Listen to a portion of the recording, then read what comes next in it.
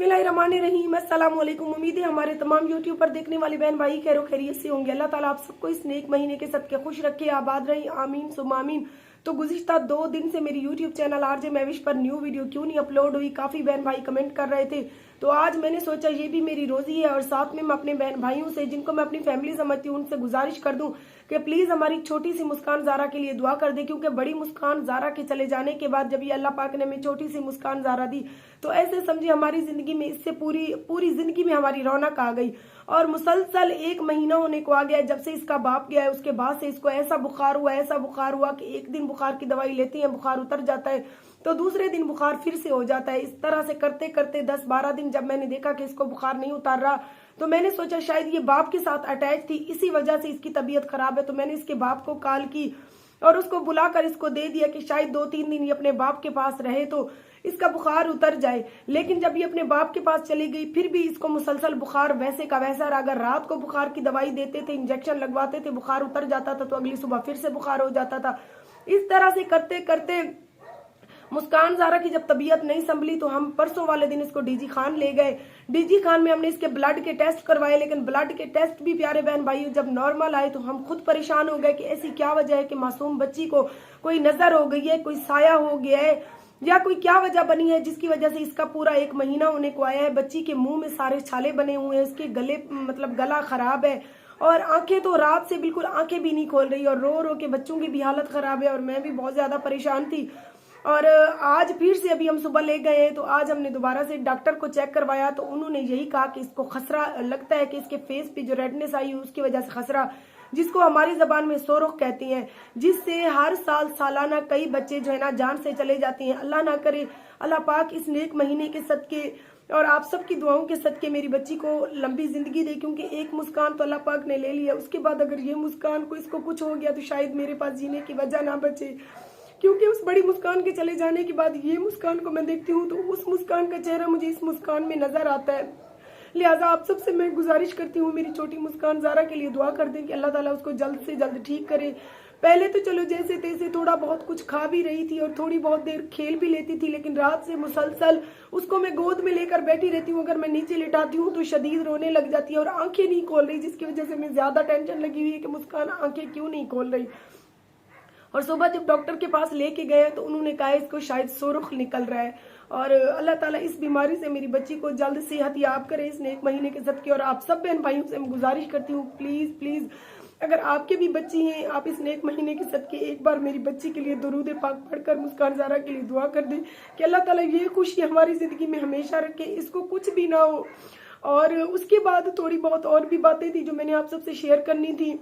जब मुस्कान ज़ारा की जो है ना तबीयत संभल नहीं रही थी, जिसकी वजह से मैंने इसके बाप को कॉल की तो मेरी सास, मेरे देवर और मेरा शौहर ये लोग जब मुस्कान को लेने आए तो हमारे दरवाजे पर आकर इन्होंने कलाम पाक अपने हाथ में उठा लिया और कहा कि इस नेक महीने में इस कलाम पाक को अगर मुसलमान हो तो इसको लेकर हम आपके दरवाजे पर आए खड़े हैं।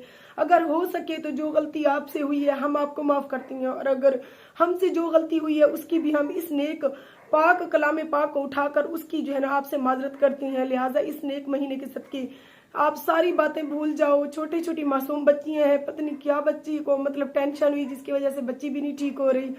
तो मेरी सास ने कहा आप ही सारी बातें भूल जाओ। और मैं भी जब मैंने उनके हाथ में कलाम पाक देखा और उनको दरवाजे में खड़ा इस तरह से देखा तो मैंने, यकीन करें, मुझे उनसे कोई सरोकार नहीं है, लिहाजा मैंने उस कलाम पाक को देखकर उनको अंदर आने दिया। फिर उसके बाद हम मिलकर गए, दवाई वगैरह लेते रहे, लेकिन मुस्कान ज़ारा ठीक नहीं हो रही।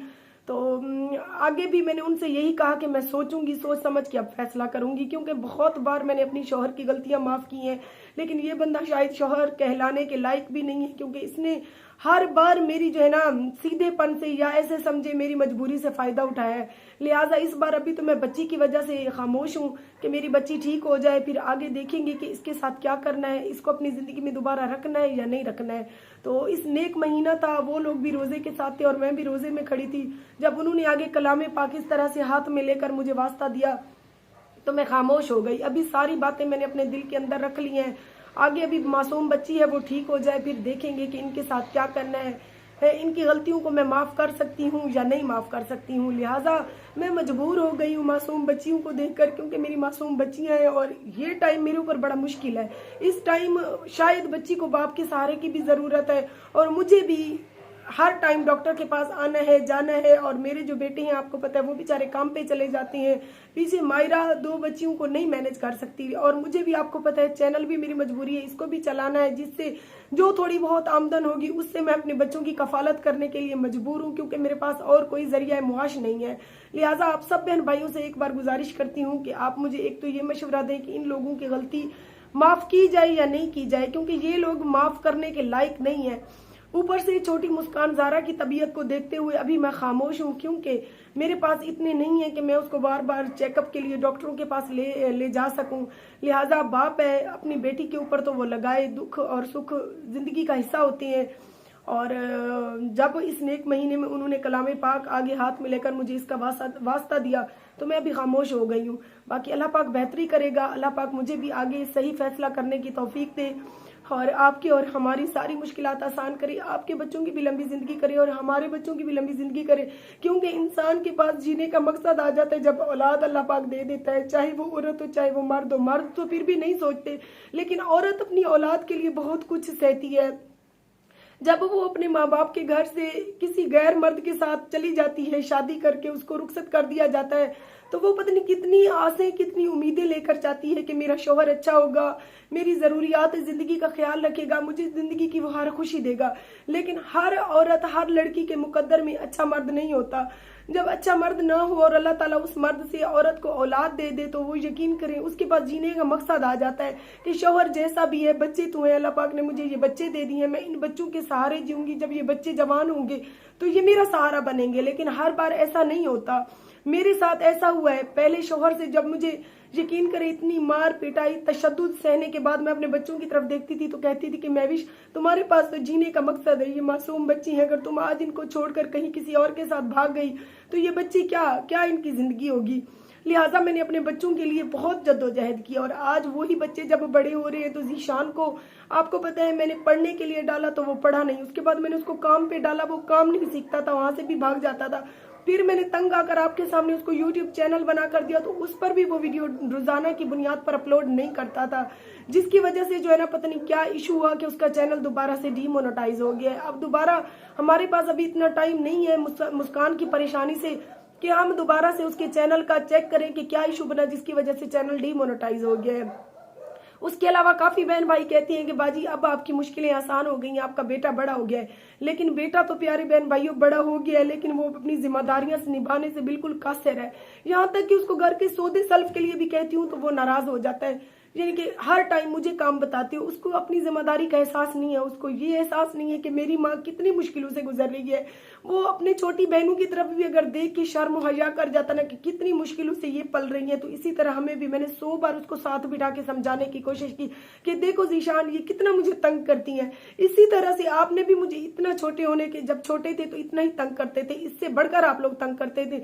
लेकिन मैंने नौकरियां की, मैंने चूड़ियां बेची, मैंने कपड़े बेचे, मैंने कितनी मुश्किलों से गुजर कर आप लोगों को पाला कि एक दिन आप बड़े होकर मेरा सहारा बनोगे। बेटा अब आप कुछ सोचो, तो आगे से कहता है मैं क्या सोचूं, मैं क्या करूं, मैं मजदूरी पे जाऊं, मैं मजदूरी पे जाऊंगा, 500-600 अगर ले भी आया तो क्या उससे आपका घर चल जाएगा। आगे से 2 टोक मुझे यही बात करता है। फिर ज्यादा मैं बात नहीं करती कि कहती हूँ कि पहले की तरह अगर ये घर से भाग गया तो फिर इसको भी ढूंढने की मुझे टेंशन और बाहर के हालात बहुत ज्यादा खराब है।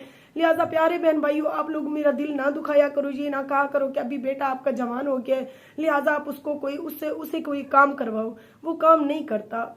जब एक बंदे को अपनी जिम्मेदारी का एहसास नहीं, जिसको अपनी माँ का एहसास नहीं, जिसको अपने बहन भाइयों का एहसास नहीं, फिर उसको क्या करूं, मैं जूते मारूं, उसको घर से निकाल दूं, क्या करूं। आज भी मुझे खुद जद्दोजहद करनी है, कल भी, शायद मरते दम तक मैं ऐसे ही मेहनत करती जाऊंगी। मेरी जिंदगी में न शौहर का सुख था न औलाद का सुख है। बाकी मैं यही चाहती हूँ कि ये अपने पाँव पर बच्चे खड़े हो जाए।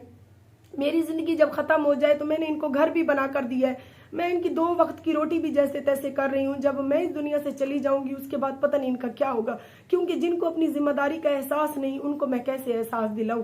लिहाजा प्यारी मुस्कान के लिए दुआ कर दें। एक बार आप सबसे हाथ जोड़कर गुजारिश करती हूँ कि प्लीज मेरी बेटी के लिए दुआ कर दें कि अल्लाह ताला उसकी तबीयत जल्द से जल्द ठीक करे और फिर हम नेक्स्ट आपको वीडियो में बताएंगे।